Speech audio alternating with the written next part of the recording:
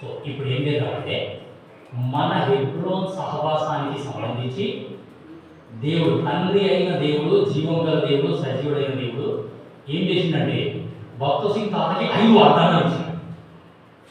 ఏమో మన హెబ్రోన్ సహవాసానికి సంబంధించి దేవుడు ఏం చేసిండంటే భక్త సింగ్ తాతకి 5 వాగ్దానాలు ఇచ్చాడు. అంటే మొత్తం ఈ హెబ్రోన్ సంఘం అంటే ప్రభువా ఇట్లా సంఘం స్టార్ట్ చేస్తున్నావు, నువ్వు స్టార్ట్ చేయమన్నావు అని భక్త సింగ్ తాత ప్రార్థన చేసుకుంటే, మరి మాకు ఏదైనా వాగ్దానం ఇవ్వు, నేను ఆరంభించే ఈ యొక్క సంఘానికి ఏదైనా వాగ్దానం ఇవ్వు, నువ్వు స్టార్ట్ చేయమన్నావు. అంటే 3 కండిషన్స్ అందరికీ బాగా తెలుసు కదా. నువ్వు ఏ డినామినేషన్లో కలవద్దు, నీ అక్కర్లు ఎవ్వరికి చెప్పొద్దు. దాంట్లో ఇంకో కండిషన్ ఏంటి?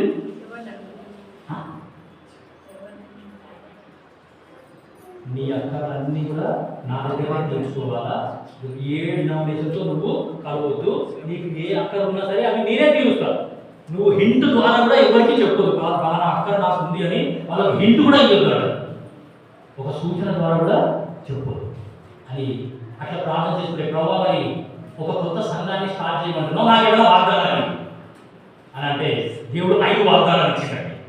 ఇప్పుడు చూద్దాం 34:10 నిర్గమకాండము 34:10 చూడండి. మన హెబ్రోన్ సంఘానికి దేవుడు ఇచ్చిన వాగ్దానాలలో 5 వాగ్దానాలు ఇప్పుడు చూసుకొని మన ఆనందంలో ప్రవేశిద్దాం. అందుకు ఆయన ఒక నిమిషం అందరూ తీయండి. 34:10 నిర్గమకాండము 34 అధ్యాయము 10 వచనం. అందుకు ఆయన ఇదిగో నేను ఒక నిబంధన చేయించున్నాను, భూమి మీద ఎక్కడనైనను ఏ జనములోనైనను చేయబడని అద్భుతములు ఈ ప్రజలందరూ ఎదుట చేసేదను. నీవు ఏ ప్రజల నడమ ఉన్నావో ఆ ప్రజలందరూ యెహోవా కార్యములు చూచెదరు. నేను నీ ఎడల చేయబోవునది భయంకరమైనది. ఐ విల్ డు మార్వెల్స్ అని ఒక మిగిలిపోయాడు. లాస్ట్ లైన్ లో నేను నీ ఎడల చేయబోవునది భయంకరమైనది. I will do marvels. ఏ సంఘం అయితే నీతో నేను ఆరంభిస్తున్నానో ఆ సంఘం పక్షాన నేను అద్భుతాలు, ఆశ్చర్య కార్యములు, ఏమి అంటే సూచక క్రియలు, భయంకరమైన కార్యం చేస్తా. ఐ విల్ డు మార్వెల్స్ అనే వచనం ద్వారా అనే వాగ్దానం దేవుడు ఈ యొక్క మన భక్త సింగ్ తాతకి ఇచ్చినాడండి. ఎప్పుడో సహవాసానికి సంబంధించి దేవుడు భక్త సింగ్ తాతకి ఇచ్చిన వాగ్దానంలో మొట్టమొదటి వాగ్దానం ఏంటి అంటే I will do marvels. A church అయితే నువ్వు స్థాపించబడబోతున్నావో, నీ ద్వారా ఏ పని అయితే నువ్వు చేయబోతున్నావో ఆ సంఘం ద్వారా అద్భుతాలు, ఆశ్చర్య కార్యాలు, సూచక క్రియలు, గొప్ప కార్యాలు, బ్రహ్మాండమైన కార్యాలు నేను చేయబోతున్నాను అనే వాగ్దానం దేవుడు మనకి ఇచ్చినట్టు. నిజం చెప్పాలంటే 30,000 సంఘాలు ఉన్నాయి మన ఈరోజు. 30,000 చర్చెస్ ప్రపంచం అంతా కూడా హెబ్రోన్ సంఘంలో ఉన్న, హెబ్రోన్కి అనుబంధంగా ఉన్న సంఘాలన్నీ కూడా 30,000. వింటున్నారా మీరు? 34:10 చదువు, ఎక్సోడస్ 34:10 చదువు, నిర్గమకాండం 34:10 చదువు. మీరు మాట్లాడుతున్నారు ఆడవాడుతున్నారు గడిగలు.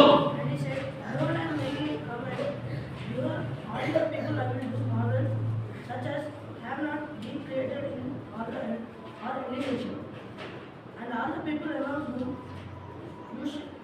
shall see the work of the Lord, for it is an awesome thing that is I will do with you. I will do marvels అనే మాట వచ్చింది కదా. So I will do marvels. ఈ రోజు సంఘం ద్వారా దేవుడు అద్భుత కార్యాలు, ఆశ్చర్య కార్యాలు వల్ల ఇక్కడ మాట ఏంటంటే ఏ జనంలో నైనను చేయబడని అద్భుతములు నీ ప్రజలందరి ఎదుట చేసేదను.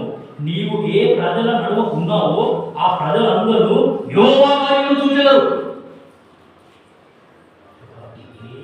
భూమి మీద ఏ సంఘం ద్వారా కూడా చేయబడని అద్భుత కార్యాలు దేవుడు ఈ సంఘం ద్వారా చేశాడు, వీళ్ళతో లేదు.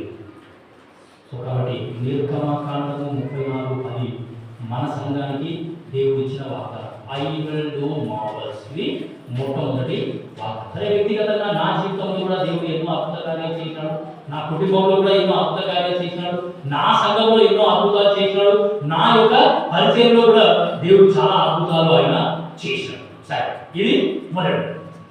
ఇర్మియా 33:3 మనందరికీ బాగా తెలుసు. ఇది రెండో వాగ్దానం చూడండి. ఇర్మియా 33వ అధ్యాయము 3వ వచనం. నాకు మొరపెట్టుము, నేను నీకు ఉత్తరం ఇచ్చేదను. నీవు గ్రహింపలేని గొప్ప సంగతులను, గూఢమైన సంగతులను నీకు తెలియజేయు. ఐ విల్ ఆన్సర్ ది అనేది వాగ్దానం. వింటున్నాము? అర్థమవుతుంది అదే వాక్యం. నేను నీకు ఉత్తరం ఇచ్చేదను అనేది వాగ్దానం. రెండో వాగ్దానం మన సంఘానికి దేవుడు ఇచ్చిన వాగ్దానాలలో రెండో వాగ్దానం ఏంటి అంటే ఐ విల్ ఆన్సర్ ది. ఏ ప్రజలైనా సరే నువ్వు కట్టే సంఘానికి వచ్చి వాళ్ళు మోకరించి వాళ్ళ కన్నీరు కాల్చినారు, వాళ్ళ బాధలు నాకు చెప్పినారు అంటే ఖచ్చితంగా నేను వాళ్ళ మొర వింటాను. వాళ్ళ మొరకి నేను జవాబు ఇస్తా.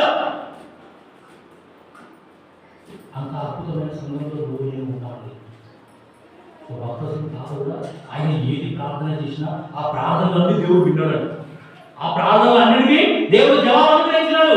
ఆయన చేసిన ప్రార్థనలలో ఏ ఒక్క ప్రార్థన కూడా దేవుడు ఆన్సర్ ఇవ్వకుండా వదలలేదు. అన్ని ప్రార్థనలకి ఆయన జవాబు అనుగ్రహించినాడు.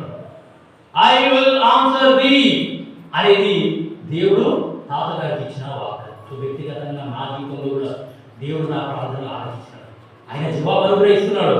సో మీ అనుభవం మీకుంది, నా అనుభవం నాకు నిజం. సంఘంగా మనం కూడి వచ్చి సంఘ ప్రార్థనలో ఏకీభవించినప్పుడు దేవుడు ఎన్నో అద్భుత కార్యాలు మన సంఘంలో కూడా ఆయన చేస్తున్నాడు. సో మన ప్రార్థన దేవుడు ఆలకిస్తున్నాడు, మన ప్రార్థనకి దేవుడు జవాబు అనుగ్రహిస్తున్నాడు, మన కన్నీళ్ళని దేవుడు చూస్తున్నాడు. మన యొక్క కన్నీళ్లు చూసి ఆ యొక్క కన్నీళ్ళ నుండి మనల్ని బయటికి తీసుకొని వస్తున్నాడు. ఆ యొక్క సమస్యల నుండి దేవుడు ఏం చేస్తున్నాడు అంటే మనందరినీ బయటికి తీసుకొని వచ్చి మనకి ఎంతో గొప్ప సంతోషాన్ని, ఎంతో గొప్ప ఆనందాన్ని దేవుడు ఇచ్చాడు. మొదటి వాగ్దానం చూసినాము, ఐ విల్ డూ మార్వెల్స్. రెండో వాగ్దానం చూసినాము, ఐ విల్ ఆన్సర్ ది. నేను నీకు ఉత్తర. అపోస్తలుల కార్యములు 26:19 చూడండి. అపోస్తలుల కార్యములు 26వ అధ్యాయము 19వ వచనం, మూడవ వాగ్దానం. అగ్రిప్ప రాజా, ఆకాశము నుండి కలిగిన ఆ దర్శనములకు నేను అవిధేయుడను కాక మొదట దమస్కులోని వారిని, యెరూషలేములోను, యూదయ దేశమంతటను, తరువాత అన్యజనులకును వారు మారుమనసు పొంది దేవుని తట్టు తిరిగి మారుమనసులకు తగిన క్రియలు చేయవలెనని ప్రకటించుచుంటిని. సో కాబట్టి అగ్రిప్ప రాజా, ఆకాశము నుండి కలిగిన ఆ దర్శనములకు నేను అవిధేయుడను కాక. I was not disobedient unto the heavenly vision. Unto the English Bible. I was not disobedient unto heavenly vision. ఏ సంఘం అయితే నీ ద్వారా నేను స్థాపించబోతున్నానో ఆ సంఘ దర్శనం ఏం దర్శనం అంటే పరలోకం నుండి కలిగిన దర్శనం. అది నేనే నీకు స్వయాన ఈ యొక్క దర్శనాన్ని ఇస్తున్నాను. నువ్వు ఇట్లా స్టార్ట్ చేయాలి, నువ్వు ఇట్లా పరిచర్య జరిగించాలి, ఆ సంఘంలో ఈ క్రమం ఉండాలి, ఆ సంఘంలో ఈ యొక్క దర్శనం అనేది నువ్వు ప్రజలకి నేర్పియాలా. ఇది పరలోకం నుండి కలిగిన దర్శనము. అర్థమవుతుందా? మూడు వాగ్దానాలు అయినాయి. ఒకటి ఐ విల్ డూ మార్వెల్స్, ఇదిగో నేను అద్భుతములు చేసేదను. రెండోది ఐ విల్ ఆన్సర్ ది, నేను నీకు ఉత్తరం ఇచ్చేదను. మూడోది I was not disobedient unto the heavenly vision. ఈ సంఘ దర్శనం అనేది పరలోకం నుండి కలిగిన దర్శనము. దీనికి మించింది ఇంకొకటి రాదు. ఈ విధంగా సంఘ దర్శనాన్ని, ఈ దర్శనంలో కొనసాగడం ఎవరి వల్ల కాదు, అది వాళ్ళ వల్ల కాదు, వాళ్ళు చేయండి. దయచేసి వాక్యం వినండి. మీరు వాక్యం వినలేదు, నాకు అర్థమైంది. ఈ విధంగా అన్నీ రావచ్చు. అందుకే పిల్లలు మొత్తం వెనకాల కూర్చోండి అని చెప్పినారు. సరే, సేవకుల మాట వినదు, కోతుల మాట వినదు, అని చెప్పారు. అనుకుంటే నేనేం చేయలేదు. నేను వచ్చిన మాత్రం మీకోసం, నేను ప్రార్థన పూర్వకంగా మీకోసమే వచ్చాను. నేను ప్రార్థన చేయడానికి మోపిస్తే ఫస్ట్ మీ చర్చ గురించి ప్రార్థన చేస్తాను. మీకు తెలుసు, ప్రార్థన చేయడానికి మోకరిస్తే ఫస్ట్ నిజం చెప్పాలంటే నాకు ఇజ్రాయెల్ బ్రదర్ గుర్తొస్తాడు. ఆ బ్రదర్ గుర్తుకు రాగానే ఫస్ట్ మీ గురించి ప్రార్థన చేస్తాను. So if you are not serious, I can't do anything. మీకు సీరియస్నెస్ లేకపోతే నేను ఏం చేయలేదు. కాబట్టి మీరు దిక్కు చూసుకుంటారు. ఒకటి చూసినాము ఐ విల్ డూ మార్వల్స్, రెండోది చూసినాము ఐ విల్ ఆన్సర్ ది, మూడోది చూసినాము I was not disobedient unto the heavenly vision. నాలుగో వాగ్దానం చూడండి.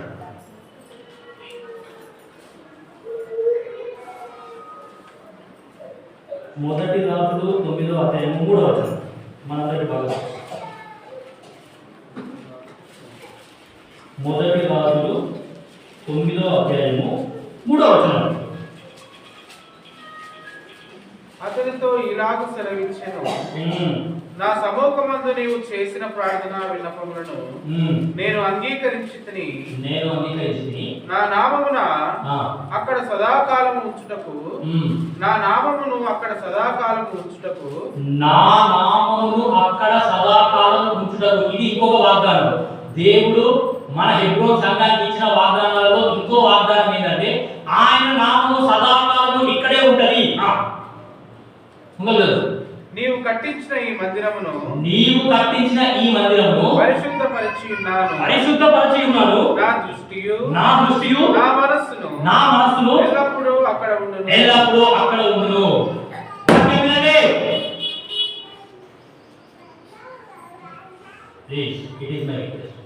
నెక్స్ట్ మీ కాలం వస్తాయి, అందరి కాలం వస్తుంది. దయచేసి వాక్యం దిగుతుంది. మీకు నచ్చట్లేదు అంటే నాకు అది కూడా చెప్తాను. నేను చాలా సంఘాలలో వాక్యం చెప్పడానికి వెళ్ళినాను. ఈ పుల్పిట్ వెనకాల గోడ ఉంది కదా, ఆ వెనకాల గోడకి ఈ వాక్యం రాసి ఉంటుంది. ఈ మందిరమును పరిశుద్ధపరిచి ఉన్నాను, నా దృష్టియు నా మనస్సును ఎల్లప్పుడూ అక్కడ ఉండును అనే వాగ్దానం ప్రతి పుల్పిట్ వెనకాల ఉంటుంది. ఎందుకంటే ఆ వాగ్దానం దేవుడు భక్త సింగ్ ఈ సంఘానికి సంబంధించి ఇచ్చినాడు. దేవుని యొక్క దృష్టి, దేవుని యొక్క మనసు ఎల్లప్పుడూ మన మీదనే ఉంది, ఈ సంఘం మీదనే ఉంది. కాబట్టి ఇంత అద్భుతమైన సంఘంలో నువ్వు నేను ఉన్నాను. నేను ఎప్పుడో 2 సంవత్సరాలు ఉన్నాను. ఆ 2 సంవత్సరాలలో నేను నేర్చుకున్న వాక్యాన్ని బట్టి ఈ వాగ్దానాలన్నీ చదివిన తర్వాత ఇంత గొప్ప స్థలంలో నేను వాక్యం నేర్చుకున్నానా అని అనిపించింది. అంత గొప్ప దైవజనుడు సంచరించిన స్థలంలో ఆ వక్తశిక్షణలో ఇదే మార్గంలో నడుచుంటాడు. నేను కూడా అదే మార్గంలో నడిచిన. సో నేను హెబ్రోన్ పుల్పిట్ కూడా ఎక్కిన. హెబ్రోన్ పుల్పిట్ ఎక్కి నా సాక్ష్యం పెట్టాను. 20 నిమిషాలు నాకు టైం ఇచ్చాడు. నీ సాక్ష్యం చెప్పు. నా సాక్ష్యం కూడా నేను చెప్పాను. అంత గొప్ప దైవజనుడు ఎక్కిన పుల్పిట్ ఎంత గొప్ప ధన్యత. ఇంత అద్భుతమైన దేవుణ్ణి నువ్వు కలిగి ఉండాలి. ఎంత గొప్ప ధన్యత. వాగ్దానాలు చేసి వాగ్దానాలు నెరవేర్చే దేవుణ్ణి నువ్వు కలిగి ఉన్నావు. నువ్వు తెలుసుకోవాల్సిన సంగతి ఏమి అంటే ఆయన యొక్క నామము సదాకాలము మనకు ఉన్నది. ఆయన దృష్టి, ఆయన మనసు ఎల్లప్పుడూ మన మీదనే ఉన్నది. ఆయన మన గురించే ఆలోచిస్తున్నాడు. ఆయన మన గురించే పట్టింపు కలిగి ఉన్నాడు. ఆయన మన మీదనే ఆయన దృష్టి ఉంది. మన సంగతి ఎట్లుందో ఆయనకు తెలుసు. మనం ఎటువంటి పరిస్థితుల్లో ఉన్నామో ఆయనకు తెలుసు. మన కన్నీరు ఆయనకు తెలుసు. మన దుఃఖం ఆయనకు తెలుసు. మన బాధ ఆయనకు తెలుసు. మన వేదన ఆయనకు తెలుసు. నాకు ఎవరున్నారు ఈ సమస్య నుండి బయటికి పడేటప్పుడు ఎవరు అని నువ్వు అనుకున్నా, ఈ దేవుడు ఉన్నాడు. ఆయన దృష్టి, ఆయన మనసు ఎల్లప్పుడూ నీ మీదనే ఉంది. ఆయన నీ గురించే పట్టింపు కలిగి ఉన్నాడు. దేవుని బిడ్డ ఇటువంటి అద్భుతమైన వాగ్దానాలని ఈ యొక్క దేవుడు నీకు నాకు అనుగ్రహించినందుకు నిజంగా మనం చాలా ధన్యవాదాలు. సరే, 4 వాగ్దానాలు చూసినాం కదా. ఇంకొక వాగ్దానం చూడండి. యెషయా 54:17. యెషయా 54వ అధ్యాయము 17వ వచనం. నీకు విరోధముగా రూపింపబడిన ఏ ఆయుధమును వర్ధిల్లదు. నీకు విరోధముగా రూపింపబడిన ఏ ఆయుధమును వర్ధిల్లదు. ఇది 5వ దేవుడు. మనకి విరుద్ధంగా ఎవరు ఏ ఆయుధం ఉన్నా సరే ఆ ఆయుధం వర్ధిల్ల. ఆ ఆయుధాన్ని దేవుడు వర్ధిల్ల చేయడానికి మనకు ఎవరు కూడా విలువడమాట. కాబట్టి అంత అద్భుతమైన వాగ్దానాన్ని దేవుడు నీకు నాకు అనుగ్రహించాడు. కాబట్టి అందుకే ఇటువంటి సంఘ దర్శనంలో అంటే ఇదే విధంగా సంఘ దర్శనాన్ని స్టార్ట్ చేయడం వేరే వాళ్ళ ఎవరి వల్ల కాబట్టి ఒక్కొక్కరితో ఆరాధన చేయాలి అంటే వాడు ఏమంటున్నాడంటే టైం వేస్ట్ అనుకుంటాడు. కానీ భక్త సింగ్ చాలా మాత్రం అడుగు వెనక్కి వేయలేదు. ఏమైనా సరే you have to spend time in God's house. నీ యొక్క సమయాన్ని దేవుని సన్నిధిలో గడపాలి అని ఆ కాలంలో పొద్దుగా 10 గంటలకి ఆరాధన ఆరంభమైతే సాయంత్రం 4:30 దాకా ఆరాధన చేస్తున్నారు. ఇప్పుడు నేను 4 గంటల దాకా చెప్తాను ఉంటారు. 1 గంట అయిందంటే నువ్వు పెట్టి 1 గంటలు అనమాట. 1 గంటల మొత్తం అయిపోగొట్టి వెళ్ళిపోవాలి. నీ దాని మీదే మా దాని మాది ఎప్పుడు వచ్చిన వెళ్ళిపోయాయి. కాబట్టి అందుకే నేను నా కార్యక్రమాలు కూడా అదే నేర్పిస్తున్నాను. మన వార కార్యక్రమాలకు ఎట్లా పోతాయి వీలు అవ్వట్లేదు. కాబట్టి ఆదివారం ఒక్కరోజే వచ్చినారు. మీరు ఆదివారం మొత్తం అక్కడే మా చేతిలో మధ్యాహ్నం భోజనం కూడా పెడతారు. భోజనం ఆమె చేసుకోండి, మందిరంలోనే పని చేయండి. భోజనం అయిపోగానే యూత్ మీటింగ్ ఉంటుంది. సాయంత్రం 4:30 అయిపోతుంది. మధ్య 4:30 అయిపోతే 5 గంటలకు వస్తుంది. దేవుని సన్నిధిలో ఒక దినం గడుపుట 1000 దినముల కంటే శ్రేష్టం. అంత గొప్ప ధన్యత దేవుని సన్నిధిలో ఉంది. నేను నా భార్య పిల్లలు కూడా అదే నేర్పిస్తాను. అంటే వచ్చిందంటే మీరు అన్ని పనులు మానేసి వెళ్ళిపోయి దేవుని మందిరానికి మొత్తం దేవుని సన్నిధిలోనే మీరు ఉండండి. ఆ సంతోషాన్ని చాలా అద్భుతంగా ఉంటుంది. 16వ కీర్తన 8వ వచనంలో రాయబడ్డది, నీ సన్నిధి సంపూర్ణ సంతోషం కలదు, నీ కుడి చేతిలో నిత్యము సుఖములు కలవు. దేవుని సన్నిధిలో సంపూర్ణ సంతోషం ఉంది. అటువంటి సన్నిధిలో దేవుని సన్నిధిలో సమయం గడపడానికి ఈరోజు విశ్వాసులకి ఇష్టం లేదు. అయినా సరే నేను వాక్యం నేర్చుకున్నాను, మీకు చెప్తాను. సో ఈ సంఘానికి విరుద్ధంగా ఏ ఆయుధం ఉన్నా సరే ఆ ఆయుధం ఇది కూడా వర్తిల్లదు. ఈ వాగ్దానాలు వ్యక్తిగతంగా మన జీవితంలో కూడా దేవుడు నెరవేరుస్తున్నాడు. మనకు విరుద్ధంగా యేసుక్రీస్తు ప్రభువారిని నమ్ముకున్న వారి పక్షాన ఎవరైతే ఉంటారో వాళ్ళందరూ దేవుడు ఆశీర్వదిస్తారు. మనకు విరుద్ధంగా ఉన్న ఏ ఆయుధం కూడా వర్తిల్లదు. దేవుణ్ణి ఎవరైతే యథార్థంగా ఆత్మతోనూ సత్యంతోనూ ఆరాధన చేస్తున్నారో వాళ్ళందరి పక్షాన ఈ దేవుడు అనేవాడు ఉన్నాడు. సో కాబట్టి మనకు విరుద్ధంగా రూపింపబడ్డ ఏ ఆయుధం కూడా వర్ధిల్లదండి. కాబట్టి యేసుని నమ్ముకున్న తర్వాతనే సొంతుడే పౌడైపోతాడు. మా బంధువులలో ఎవ్వరు కూడా నమ్ముకోలేరు యేసుని. కానీ మా అమ్మ నాయన అంతే. మా అమ్మ వాళ్ళ అన్నలు కానీ, మా అమ్మ వాళ్ళ తమ్ముళ్ళు కానీ, మా అమ్మ వాళ్ళ చెల్లెలు ఎవరు నమ్ముకోలేరు. మా నాయన కూడా అన్నలు ఉన్నారు, మా నాయన కూడా అక్కలు ఉన్నారు. మా నాయనదే లాస్ట్ మా కుటుంబం, మా తాతడు.